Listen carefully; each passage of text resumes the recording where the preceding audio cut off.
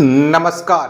कैसे हैं आप सभी लोग। आशा करता हूं आप सभी लोग अच्छे होंगे, स्वस्थ होंगे और आप सभी लोगों ने अपना अपना एसएससी एमटीएस का एग्जाम दे भी लिया होगा और आपको ये पता तो लग चुका होगा कि आपने कितने प्रश्न सही किए हैं और आपका रॉ स्कोर कितना बनना है। और बहुत से लोगों को अपना रॉ स्कोर है मालूम नहीं चल रहा होगा कि हमारा रॉ स्कोर कितना बनना है, तो उनके लिए आने वाली है आंसर की। वो आंसर की कब तक आएगी और इस बार आपकी कट ऑफ क्या रहने वाली है, यानी सेफ आप जोन आपका क्या रहने वाला है स्टेट वाइज। और बहुत सारी शिफ्टें हार्ड आई थी, बहुत सारी शिफ्टें आसान आई थी, तो किसको कितना फायदा मिल सकता है सब कुछ आपको इस वीडियो के माध्यम से बताऊंगा। तो वीडियो को अभी से आप लोग लाइक कर दीजिएगा। किसी भी गवर्नमेंट जॉब की अपडेट अगर आपको पानी है तो चैनल को आप लोग जरूर सब्सक्राइब कर लीजिएगा।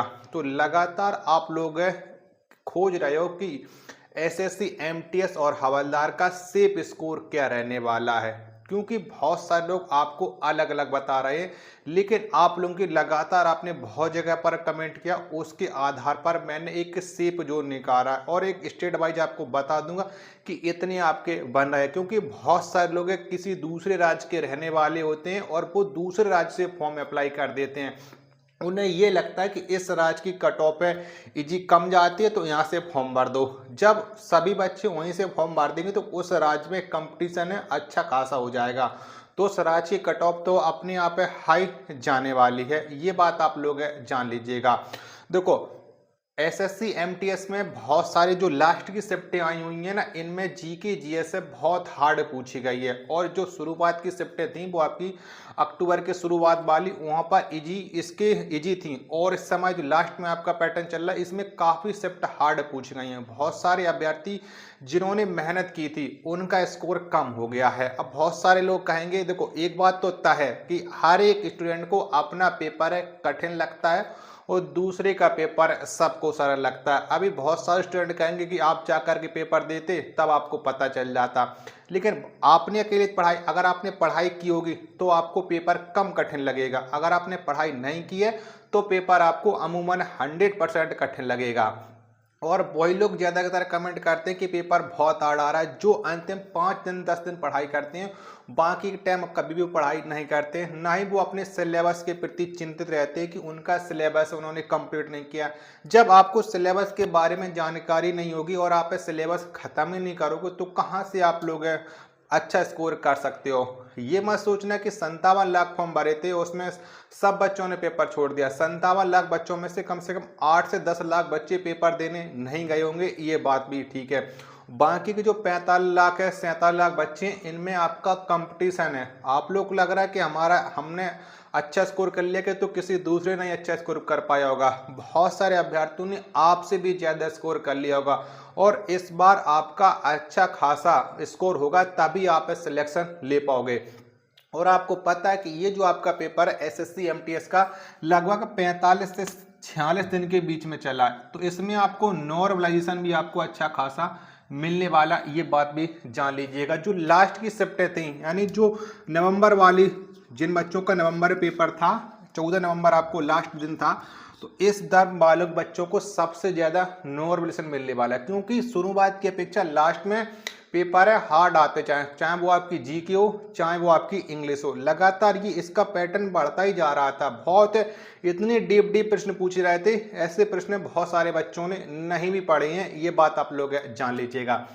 अब देखो सबसे मेन प्रश्न है कि आपकी आंसर की कब तक है। आंसर की आने के बाद सभी अभ्यर्थी ये डिसाइड कर लेंगे कि हमारा स्कोर कितना बनना है। पहले आप ये बताओ आप कौन से राज्य से बिलोंग करते हो और आपने कहाँ से एसएससी एमटीएस और हवलदार का फॉर्म भरा था, आपका स्कोर है कितना बनना है, ये बात आप लोग जान लीजिएगा। ठीक है, तो जो आपके मन पर चल रहा है कि आपकी आंसर की कब तक है, क्योंकि आपका देखो जो आपका एग्जाम था वो 14 नवंबर को अंतिम है। ठीक है, इसके बाद आपकी जो आंसर की है वो आपकी आंसर की है 21 नवंबर के बाद आपकी आंसर की आएगी, ये बात आप लोग जान लीजिएगा। यानी आपको एक हफ्ते बाद आपकी आंसर की है वो सबकी जारी होती है, और एसएससी ज्यादातर पहले ही आपकी जारी कर देता है। जो आपको 21 नवंबर तक तो आपकी हर हाल में आंसर की आ जाएगी, क्योंकि एसएससी ने एसएससी जीडी के आंसर की थोड़ी लेट कर दी थी, लेकिन वैसे एसएससी के द्वारा हर एक की आंसर किए बस पेपर खत्म होने के 2 से 3 दिन बाद जारी कर दी जाती है। लेकिन आपको पता है कि ज़्यादा शिफ्ट हुई हैं तो इसमें आपका थोड़ा ज़्यादा टाइम लगने वाला, ये बात भी आप लोग जान लीजिएगा। ठीक है, ये तो आपका क्लियर हो गया। अब कठिन और आसान शिफ्ट के बारे में मैंने आपको बता दिया है कि कब की शिफ्टें ज़्यादा हार्ड थी और कब की शिफ्टें सबसे सरल थी। जोन शिफ्ट सबसे हार्ड रही होगी और उसमें नॉर्मलाइजेशन अच्छा खासा मिलने वाला है, ये बात भी आप लोग जान लीजिएगा। ठीक है, देखो बहुत सारे बच्चे सोचेंगे तो कंपटीशन कौन कौन से राज्य में सबसे ज़्यादा है, इन राज्यों की कट ऑफ सबसे ज़्यादा जाएगी। ये राज्य वाले ये मत सोचना कि हमारे राज्य की कट ऑफ सबसे कम जाएगी। इन राज्यों में सबसे ज़्यादा कंपटीशन रहता है, कोई भी वैकेंसी आ जाए, चाहे वो आपकी सेंट्रल की हो चाहे वो आपकी स्टेट की हो। सबसे हाईएस्ट कट ऑफ वाले जो राज्य रहते हैं यूपी, एमपी, बिहार, राजस्थान, दिल्ली, ठीक है, आंध्र प्रदेश,